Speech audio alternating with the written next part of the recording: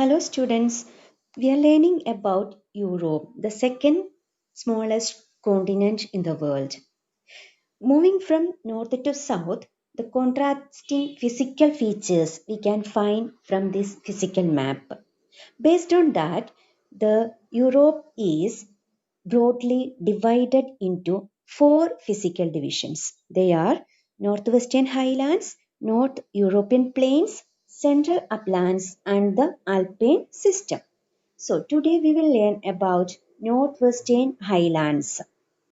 The Northwestern Highlands comprise the old plateaus and mountains, which includes in Norway and Sweden, and it extends towards the Scotland, Wales, and Ireland, which are part of British Isles.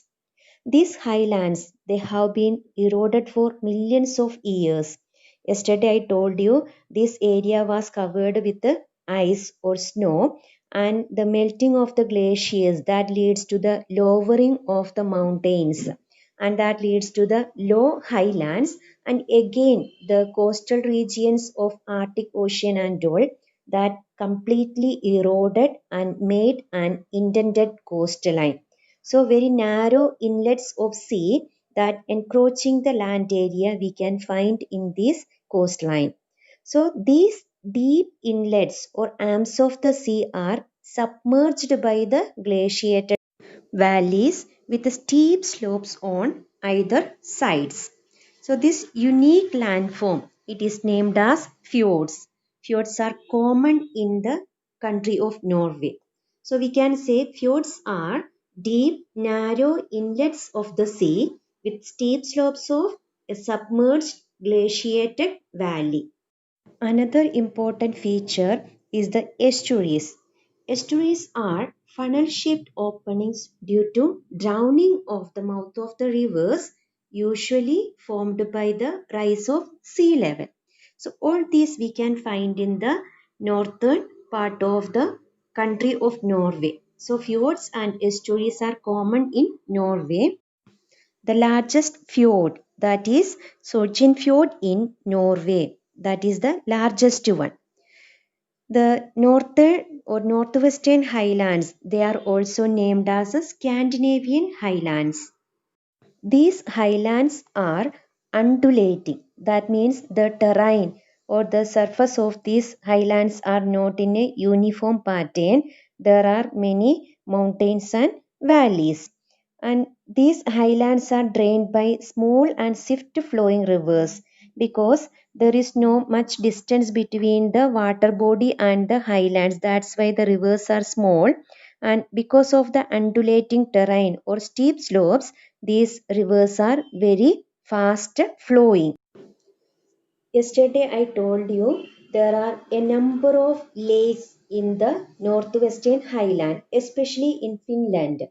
What is the other name of Finland? Yes, that is land of thousand lakes. In literally, we can say there are thousand lakes in Finland. That is why it got that nickname.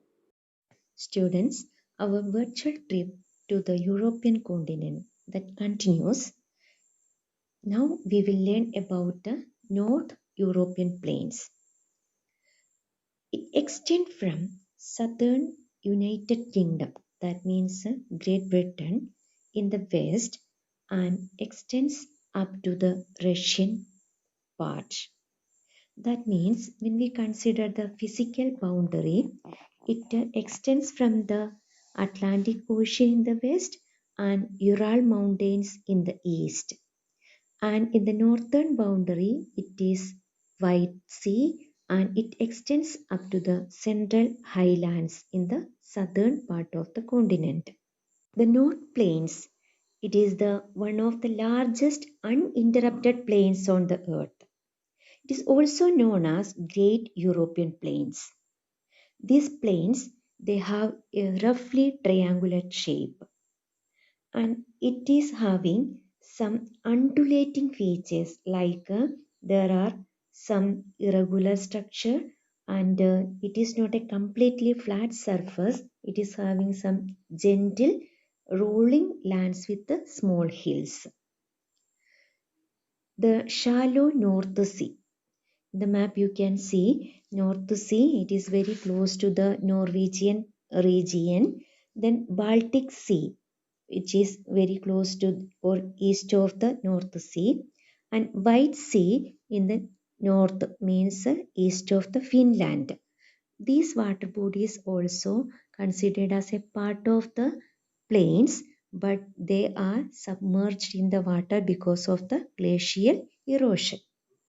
What are the main features of these North European plains? Let us check the features one by one. First one, they are roughly triangular in shape that we already discussed.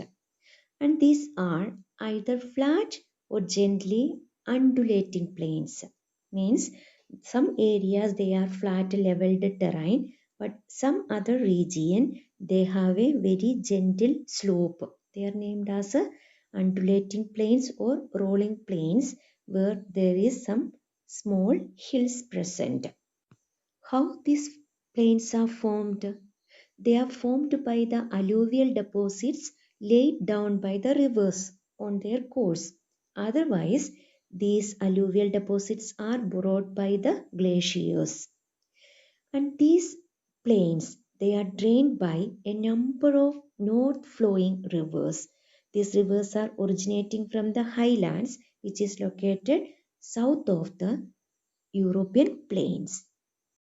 Which are the major rivers of Europe? First, we can see the north flowing rivers, the Seine, the Rhine, the Elbe, the Oder, the Vistula. These are the important north flowing rivers. They are originating from the mountains or highlands in the southern part of the European continent. Then the rivers that drain the European Russia means in the Russian part, but which lies in the European continent, drained by the Don, the Dnieper, Volga, and the Urals. What is the importance of rivers in European continent? These rivers are navigable because these rivers are flowing through a plain terrain. Because of that, these rivers are interconnected to facilitate water transport, which is a cheapest mode of transport. These rivers are used for irrigation and hydropower generation. Major towns and cities are located along their banks. For example, the London that is located on the riverbank of Thames, and Rome that's situated on the riverbank of Tiber. The city of Moscow is situated on the riverbank of Volga. Danube, it is the busiest river in Europe because it used as a waterway between different countries. It connects the cities like Vienna, Budapest, and Belgrade. Do you know which is the longest river in Europe? It is river Volga, which is flowing through the country of Russia. And the second longest river, that is Danube, that means the busiest river, Danube, that is the second longest river in Europe. That's all for today. Thank you.